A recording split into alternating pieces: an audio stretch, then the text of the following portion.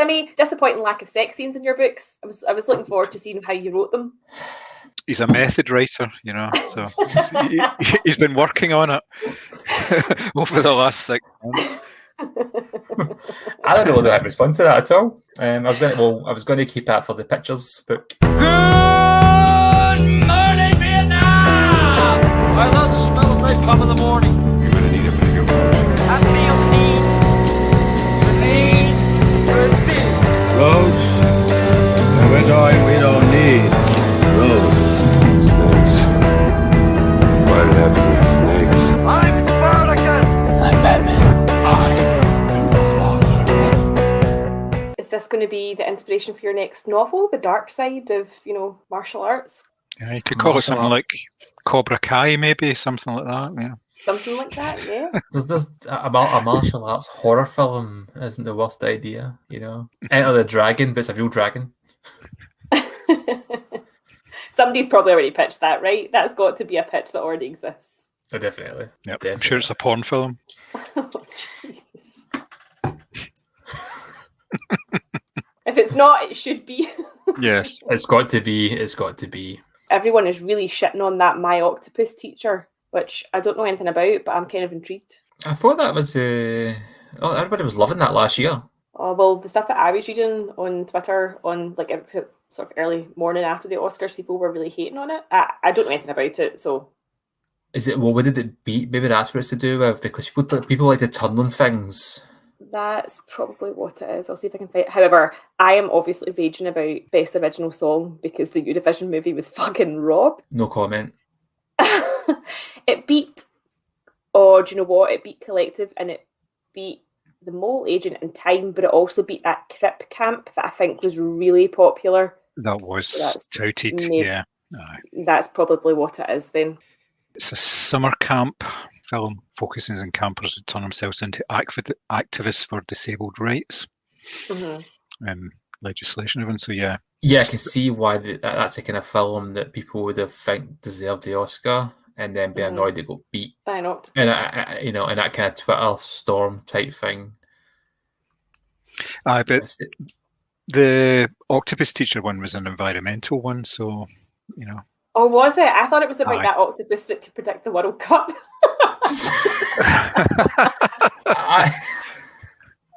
I actually wish it was now because I probably watch it. Do you know what? Ignorance is bliss. It really is, guys. I'm in my own wee world thinking that was a movie about Paul the Octopus, and I was like, I don't get the hate. He got us right. Just slammed it away. I'm laughing at this. I'm on Wikipedia for the awards, winners and nominations, and it says winners listed, highlighted in boldface. I don't know why that's made me laugh. I don't know either. Bold. It should either say just in bold or in bold typeface. So whoever's written. Yeah, boldface. I'm like, just in bold's fine. Yep, and sounds slightly racist, doesn't it? That's I mean, in 20 years' time, boldface won't be allowed. And indicated with a double dagger. I don't even know why I bought that. I don't know. I mean, it says winner next to it as well. So. Simi, I left reviews for your books this afternoon. Oh, thank you very much. Amazon. I honestly just had the best time with Blackened. One of us, I wanted more. So I felt like I wanted to read more, if that makes sense. I felt like it was over before I'd sort of learned maybe a wee bit more about, especially about that family and how they'd come to basically take their turns every year. And Blackened, from the minute I started reading it, I was just like, oh, I'm going to be obsessed with this. And it was just so good. I literally had about 50 pages to go, but I was kind of falling asleep and I was like, right, I'm going to save this for the morning. But then I couldn't sleep because literally every time I opened my eyes, all I could see was that like plague mask thing, and I was like, fuck, I can't sleep. So I got up early just to finish it, and I was like, oh, this is so good. I loved it. I'm glad it's a desired effect. Thanks very much. Yeah, no sleep paralysis demon, awesome. So I left reviews for you. They were great. I really, really enjoyed them. I don't know how the fuck you have time to do all of that. I really don't. I don't know either, to be honest with you, sometimes. It's not the time. Time's the easy part. It's the motivation is the difficult part. Yeah, I hear you. I've got something on every night this week. I had my interview last night as well with that director guy. And I talked myself out of it all day. And then it got to like 5 to 7 and I was like, no, you need to show that you're engaged and that you have a bit of personality about you. But I'd so talked myself out of it all day. But yeah, no, he was nice. He was from Texas, but living in LA. He basically took a shitty job to save up money and make his film. And then I gave it 2.5 stars and he didn't seem very funny. He actually said to me at one point, is that out of 5 or out of 10? And I felt like no answer is going to make this better, right? Like, it doesn't matter whether it's out of 5 or out of 10, it's just not good. So, yeah. It's out of 100. So why did they want to talk to you then, if you only gave it 2.5 out of 5? Oh, I just wanted to find out basically more about the review, and we just had a chat, and I think he's just trying to really promo the shit out of it. So basically this is coverage for him, no matter what. And actually he had lots of really interesting points about, he has no connections, he saved up all his own money, and that was hard to do, especially, like, I feel like he was kind of hinting at about closed door type of thing. And then he was talking about ideas he had for other films, and then he was asking about what I thought about film criticism in general. I was like, it's all got a bit mean ever since social media came into the fray. No, he was interesting. He said Jaws was his favourite movie of all time, so I feel like I should kind of hook him up with you, Simmy. But it's funny you mentioned about the kind of, it's almost like he's contacting you to say, why did you give me a bad review? Apparently there's authors have been doing that on like Goodreads. They've been getting bad reviews, like people trying to pull down through Twitter and Facebook and stuff, and like challenging people for leaving bad reviews. And it's funny because for Blackened, I've got 2 1-star reviews, but it looks like it's for the same person. Yeah, sorry about that. Yeah. But I would love to. I mean, like, someone, okay, you didn't like it, fair enough, but you need to, the one person to leave the same review twice. So I'd love to contact the person just to get the quote for the cover. Said, I hated this book so much, I had to create an extra account just to bash it. I think the thing is, like, and this is what I was kind of saying last night, like, you cannot like something and still critique it fairly based on your knowledge of literature or cinema or whatever, and that's fine. You obviously bring to your own personal experience to some extent, but I would like to think I'm fairly objective in the sense that if I don't like it, it's just because it didn't work for me on whatever level. I'm not going to rip somebody's writing to shreds unless, that is the main issue. But sometimes you just don't like stuff, but you don't need to be a dick about it. Well, they didn't even leave a text. It was just a star rating, so there was no even any kind of... I hate when they do that. I hate when they do that, because you can't find out why. No. I mean, somebody else left a 3-star review. It was actually technically 2.5 stars. They went and put in the actual text, and they left got a detailed review, and I was like, fair enough. I mean, it was like... I don't necessarily agree with a lot of the things you're saying, but that's but their opinion was valid, to be fair. I was like, fair enough. I mean, that was you didn't like the book for these reasons. I wrote the reasons. It's not like you've just made something up. Like, I was reading, I don't know why, I ended up reading old Joker reviews for some strange reason earlier. I was reading something in a rabbit hole, and I was reading some of the bad reviews, and I'm going, these are just bad takes.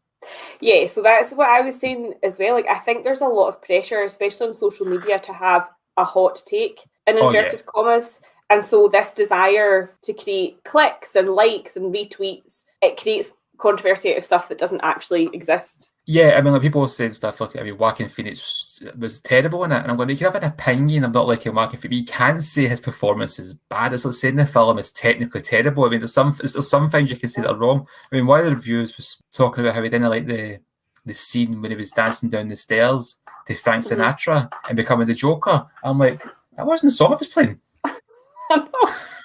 Obviously, they watched some bootleg copy where somebody's dubbed over the Gary Glitter music. Yeah. Do you know what I mean? If you're going to review something, at least get it right. And it's one thing I actually really don't like. I hate bad reviews. Yeah. Not you can be well structured and getting into the awkward opinion, but you could have knowledge of something to deconstruct it. If you just don't like something, don't like something, but at least get it right when you don't like something. Yeah. Yeah, you need to back it up. You can say something's bad, but you back it up with fact or an argument. You don't just say it's shite and then move on, or leave no review at all. That's just cowardice as far as I'm concerned. It's not good. People have put an awful lot of effort into it. Well, people have put an awful lot of effort into these things, producing it. Look how much time you spent writing that. And fair enough, like I say, if you get criticism on it, but when you get like a 1-star review and you don't know why, what's the point?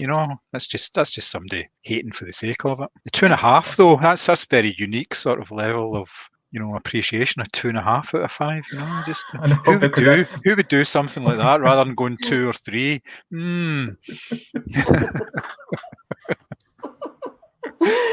The plot thickens. Yeah, not denying it. Have you noticing this? Simi.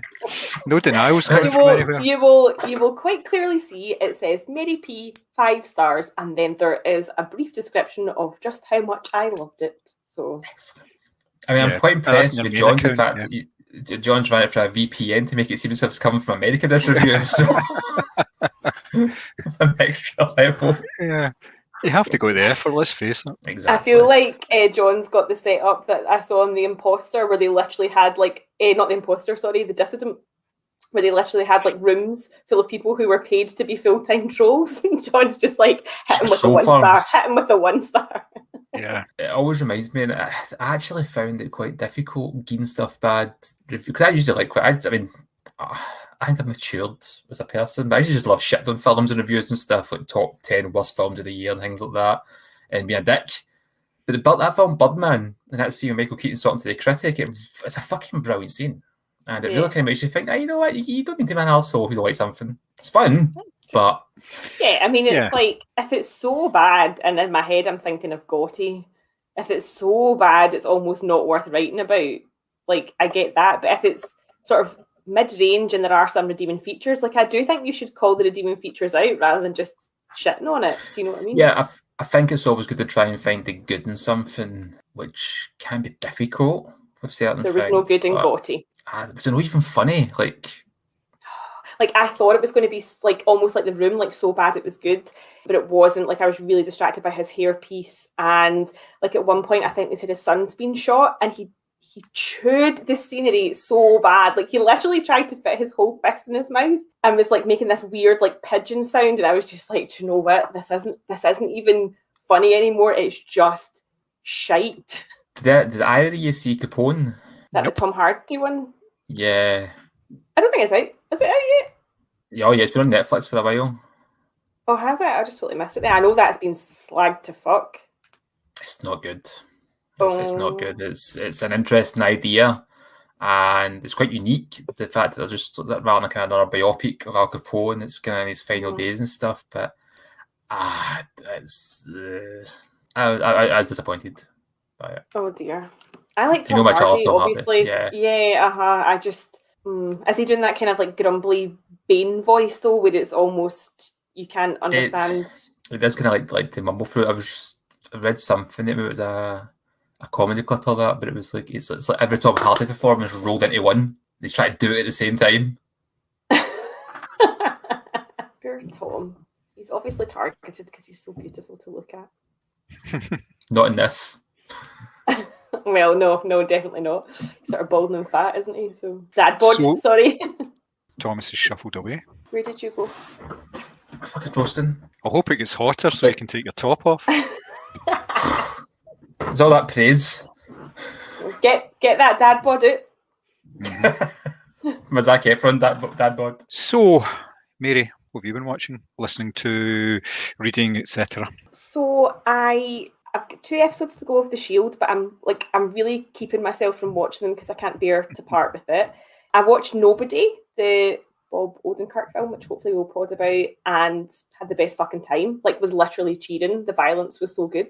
But apart from that, I've found a couple of podcasts that I'm enjoying. So there's the Book Club Cinema podcast and the My Perfect Murder, which I've started listening to as well, which has been good. And obviously I've been reading, as I mentioned, I have read Simi's 2 books, which have been absolutely amazing. And I finished reading American Dirt by Janine Cummins, which is obviously a story of immigrants trying to escape drug lords and the Mexican cartels and make it to America by less than legal routes, put it that way. And that was a hard read. That was grim as fuck. Yeah, so that's how I've been spending my time. I'm hoping now that I have finished sort of reading the big book stack that I have, I can start getting into maybe a new series or catching up on some movies on my Netflix list. Cool. Thomas, what about you? What have you been indulging in? Apart from the usual series stuff, obviously, you know. Yeah, I'll have the decadent last days of Rome, which I just call a Sunday type of things. No, book-wise, I recently read My Best Friend's Exorcism by Grady Hendrix, which I enjoyed. It wasn't really as much a horror as I thought it would be, but it was a nice little kind of like, it's set in the 80s, so very retro. and a lot of its themes, and they're making it into a film, which I think could be fun, especially being if they go down that kind of Stranger Things style with it. Mm-hmm. And I'm currently reading Good Omens by Neil Gaiman and Terry Pratchett, which I've never read before, but I've seen the show a couple of years ago and I really enjoyed that. I'm enjoying the book as well, it's fun. I watched Nobody as well at the weekend, I thought it was great, and obviously we'll discuss that in more detail at a later date. Saw Promising Young Woman as well eventually the other night, and I thought that was just absolutely brilliant. It's a very strong contender for my film of the year so far. Really, really enjoyed that. Just recently finished, just as in today, Invincible on Amazon, which is absolutely brilliant. I don't know if you've seen it or heard of it. It's a superhero cartoon. I don't want to say too much about it because it can be quite spoilery, but I watched the first episode and I was so close to just going, this is not for me, and ready to turn it off. But I'm glad I stuck to the end because the last 5 minutes I was like, whoa, I need to watch more. And it's got an amazing cast. Stephen Yeun is in it, J.K. Simmons, Sandra Oh, Mahashera, I can't remember his name, you know what I'm talking about, the guy from Detective, and you played Mahashera Ali, he's in it, it's a cameo. Seth Rogen pops up at one point. Zachary Quinto, so it's got an incredible cast. That sounds cool. It's worth watching, honestly, but watch the full first episode. It's definitely worth your time. Is it like anti-superhero, like The Boys, or is it a conventional superhero narrative? See, it's more the latter, but with a twist. And that's all I want to say, because I was watching it, like, this is very running in the mill. There's nothing really unique about this, but it does get really good. And regarding podcasts, actually, in fact, I watched Castle Rock as well. I watched the first season of that, the Stephen King multiverse show, which is kind of like Stephen King meets Lost. So it's got its advantages and disadvantages in that aspect. Yeah. And regarding podcasts, I've been listening to the Sasquatch Chronicles podcast about people with their real life encounters of Bigfoot. That sounds amazing. That sounds so good. It is, and you listen to these people and you're going, I don't believe in Bigfoot, and I don't believe in this Dogman character that's chased you, but I do believe you believe that. And so it's interesting. It's very interesting. Oh, that sounds really cool. Nice. Yeah, the Invincible cartoon, it's written by the same people who did The Walking Dead, I think it is. Yeah, I've got it in my queue to watch on Amazon. It looks pretty good. I've not had the chance to get into it yet.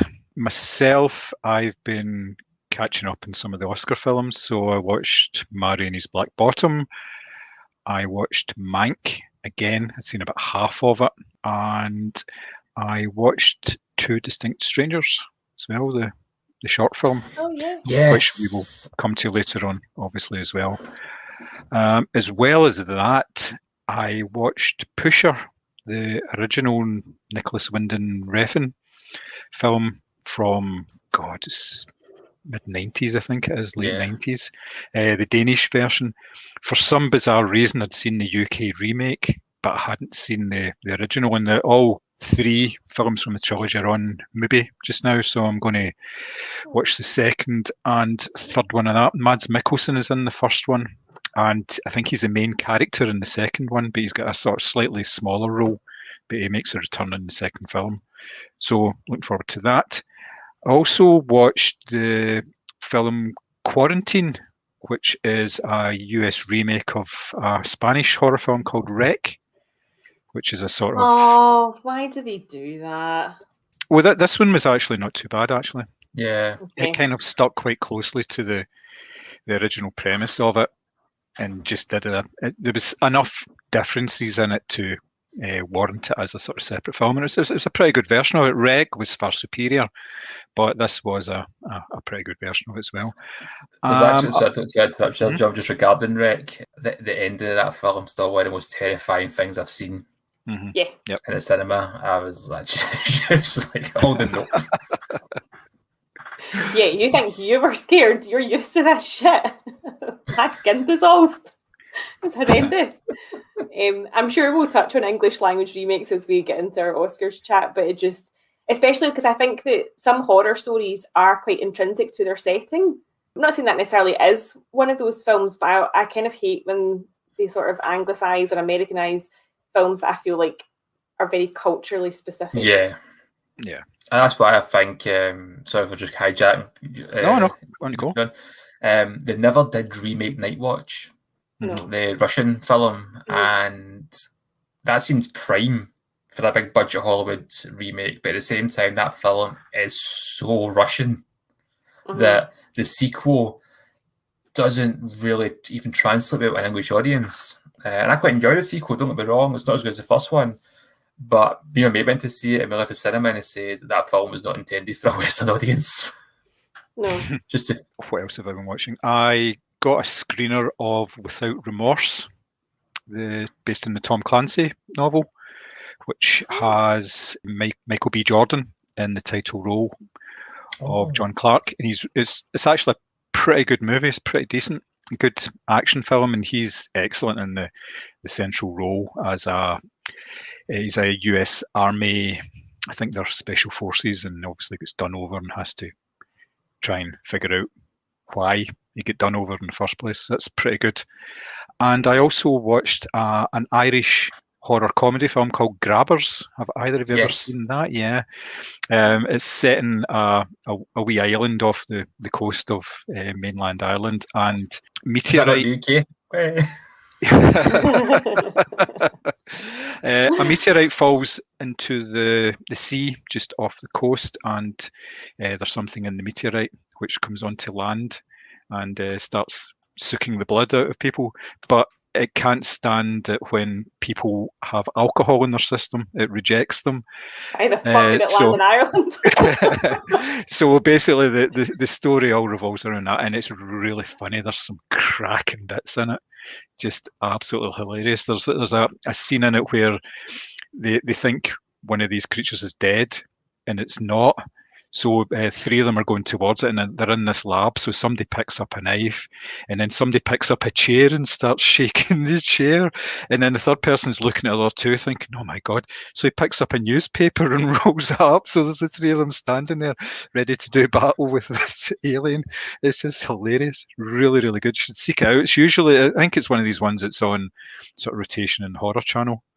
So it's definitely worth having a look at. TV-wise, Falcon and Winter Soldier, just finished that today. I'd watched the first 2 episodes and then saved up the last 4 to watch at the one time. Managed to avoid spoilers, but it was getting to the case of like every second and third post coming on Facebook was from Marvel, and it was going to get spoiled for me, so I just piled my way through that, and that was really good. Really enjoyed it. It's another dimension to the sort of the Marvel cinematic and television universe. I like the way they're kind of doing these sort of long form limited series. It opens things up a wee bit. Enjoyed that. Yeah. And I watched The Hunter, which is a Sicilian mafia drama, which is on All 4. Just started maybe about a week ago. And that's excellent. It's based on a real life prosecutor and him trying to take down the mafia. It's like sort of, he starts with small fry and then he's working his way up and all that. It's really, really good. The lead character in it is the same guy who was in the drama Romanza Criminale about maybe 5-10 years ago.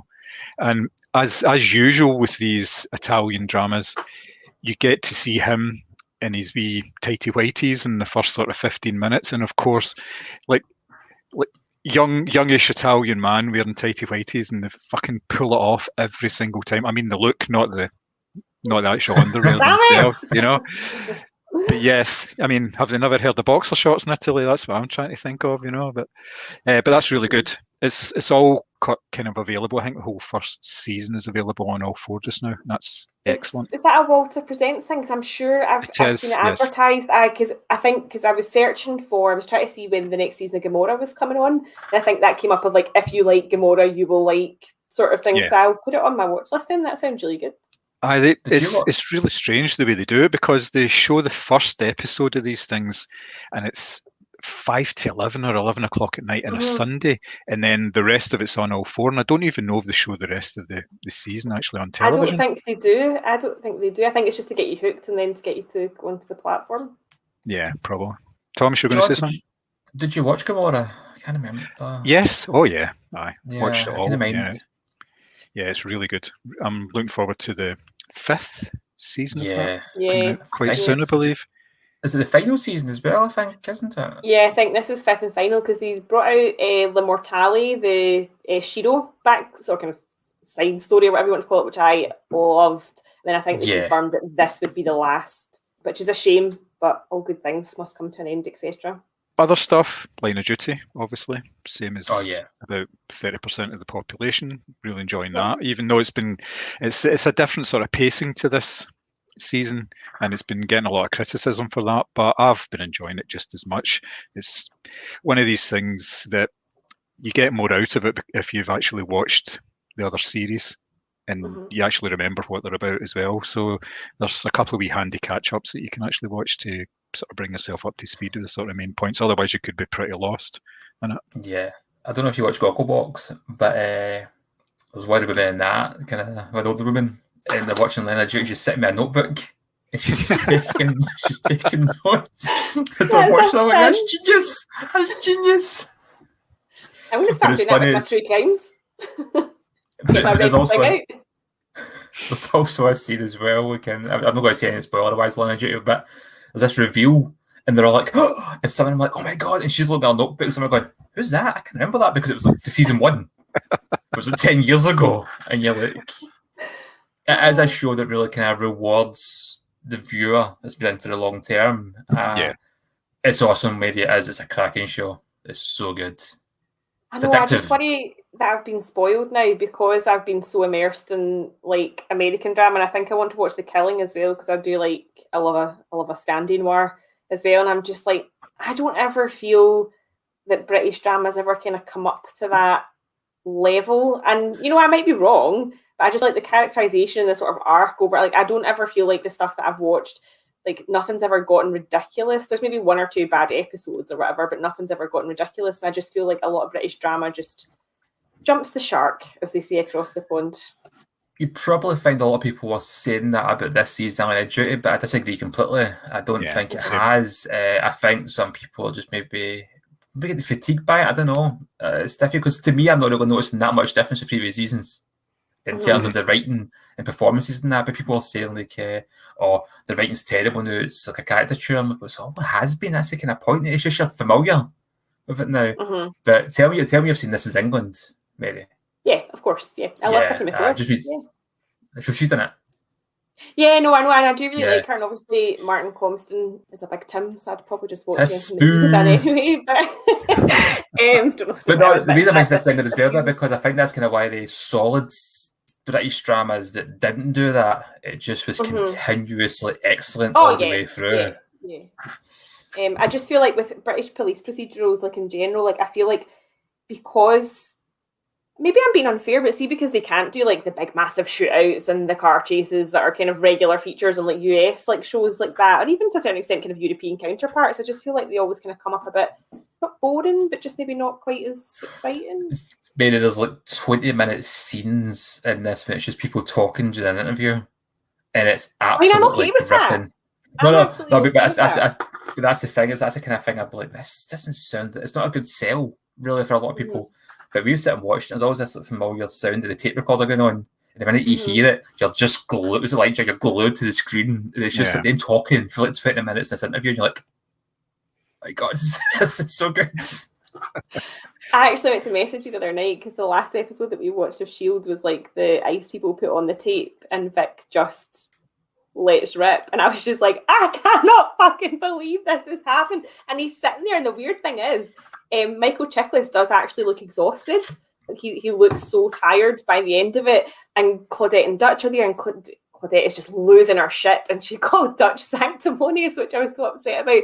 But then one of Chris's pals has totally ruined it for me because he was showing me the Always Sunny impression of CCH Pounder. So now that's in my head every time she talks, and I feel like you can join those dots, Simmy, because I know you've seen them both.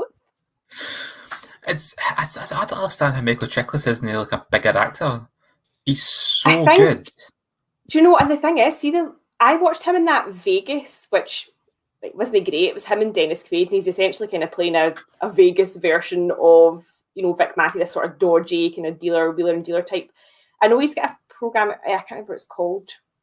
Is it the Goldbergs? No.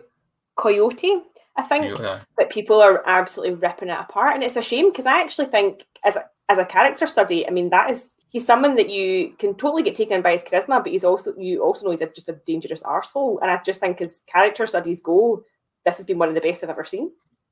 I mean, like you said, like Fantastic Four and things like that. And he's very good, a very good comedic actor as well. Maybe he's dodgy behind the scenes. I don't know. We should probably put in a disclaimer there.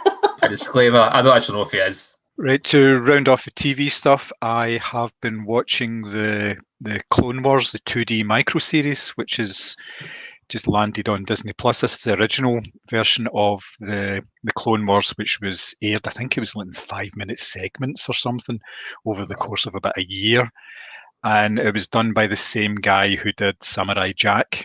And it's just fantastic. It's so different to the way that the Clone Wars was actually done after that. It's sort of the 20, 30-minute episodes. It's really, really good. They pulled them all together into 2 1-hour shows. And it's excellent. I really like that. I'm trying to think what else. Oh, I'm working my way through the last season of The Man in the High Castle as well. Season 4, I think. Sorry, you got to say. That's it. Yeah. No, that's it. I really want to go back to that. I watched the first season, really enjoyed it. We started watching the second season, fell away from it for some reason. I was convinced we finished it, went straight to season 3, had a fucking clue what was going on. Realised I hadn't seen all of season 2 and then just couldn't get back into it. Yeah, no, it's good. It's definitely worth picking up. Something similar, I got about halfway through, maybe season 2, I think it was as well, and dropped it. And I just had to go back and start watching it from the beginning of season 2 because I think there sometimes with these shows they do like sort of catch up, like 2-3 minute episodes, and it tells you what's going on. But the only one that they had was for seasons 1, 2, and 3, so there was so much stuff in it that just wasn't worth actually having a look at. But yeah, it's pretty good. I'm not sure if that's it done now or what. I'm not sure if there's going to be another season of it because I haven't obviously reached the end of it and I haven't read anything up in case get spoilers because it's like maybe about 2 years old now or something. So have you read the book? No, yeah, I have not. I didn't like it either. Which is why I've not started the series. Like on paper, that's a book that I should really enjoy. Nazis, the world. Obviously. Exactly right. So, but I didn't feel anything for anyone in it. The Nazis have won. That's a bit delightful romp. I didn't feel it, and I don't know. I struggled to, and I'm not somebody who abandons books easily. So I did sort of power through to the end, but I was just like, oh, that isn't for me, which is a shame because I wanted to read it and then start the series. But because I was so dissuaded, I didn't. Yeah, I didn't finish it. It's a short book as well, but it was just such a slog. It was such a slog. The show, I think you'll enjoy the show, Mary. I'm not even take the piss here, but the main Nazi guy, I think you really like him because his character's so good. His performance is excellent. It comes across as the kind of actor you would like. Is it Rufus Sewell? Yes. Is it?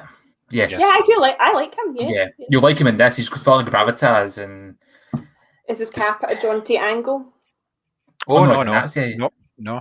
Nazis, proper Nazis don't wear their hats at a jaunty angle. There's nothing jaunty about them. Hans Landa did, and he was the best. Look what happened to him. Okay, finishing things off, books I've been reading from 1984. Nice. It's really good. He wrote Butch Cassidy and the Sundance Kid, All the President's Men, and Marathon Man. Did the screenplay for those, and he's a very, very good writer. He has got a healthy disdain for everything to do with Hollywood, considering he was right in the middle of it, and it's very, very funny as well. Some really excellent pieces in it. So yeah, it's just pretty good, and I've had that for years and years, that book. And I am rereading One of Us from up-and-coming author Thomas Simpson, just because after I'd listened to the interview that you did on YouTube, and you mentioned that the sort of 3 of the main characters were named after horror characters, and I didn't pick up on that at all the first time. So I thought I need to read it again. So I've been working my way through that again. So it's very, very good. He seems like quite a nice guy. So 2.5 out of 5, probably, I think.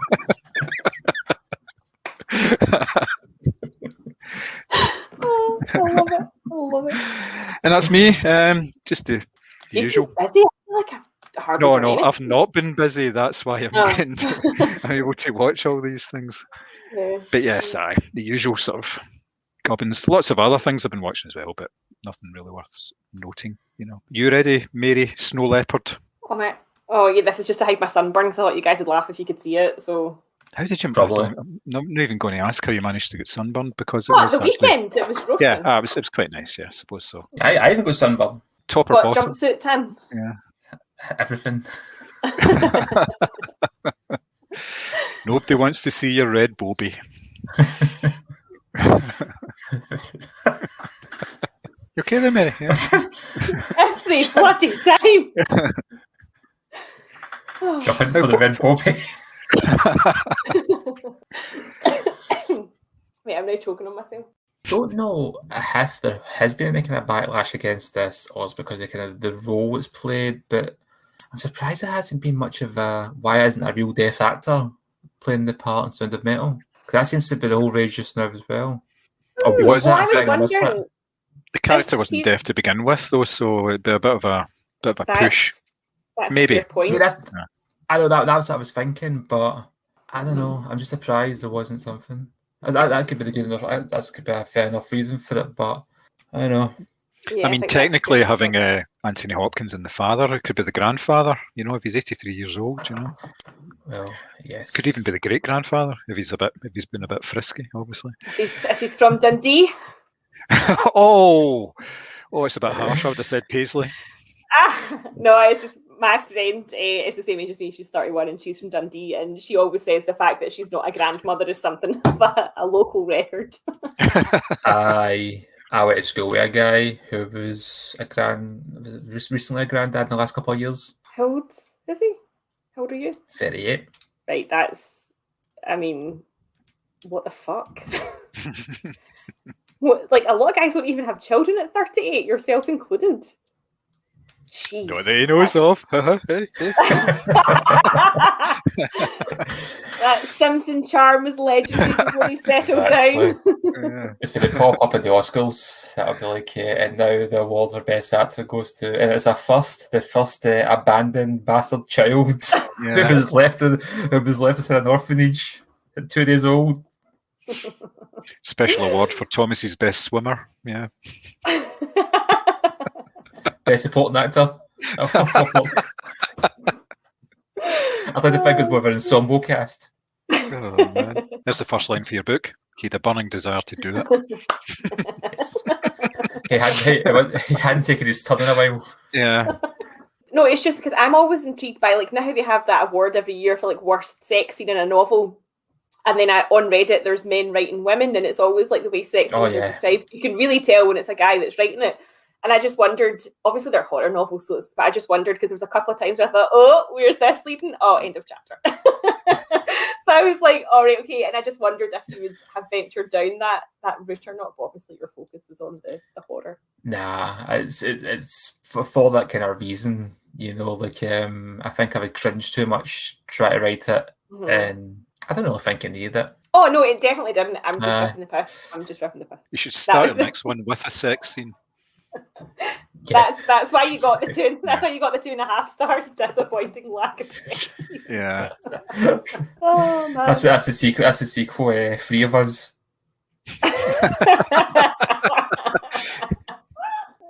Right, get that novel written now. Yeah. Yes. And you have to have a red bobby in it. You really do. Yeah, sunburn Yeah. baby. Yep. Oh, no. Actually, You'd say his bobby was red, but he hadn't been anywhere near the sun. I'm right. This is quite quick. I'm writing a wee piece of flash fiction for a competition, and it's inspired slightly by Promising Young Women. Oh, nice. Give us a Yeah. link once you're done. I will do. Yeah, Chris said to me earlier, I was like, I don't know how Sammy does it. I was like, he's writing these books, he's doing his course, he's doing this, and I feel like I've been really busy this week. I've had a lot of screeners, a lot of interviews, podcasts and stuff to do as well. And he was like, yeah, you're going to have to pick up the pace. You're really slacking. Get a couple of books written by the end of this year. Like, I may bother.